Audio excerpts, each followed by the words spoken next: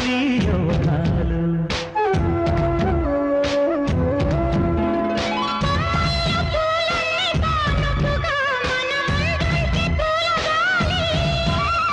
పువ్వుల్లో దాగున్న అందాలనే మన ముందుంచే గంధాలుగా.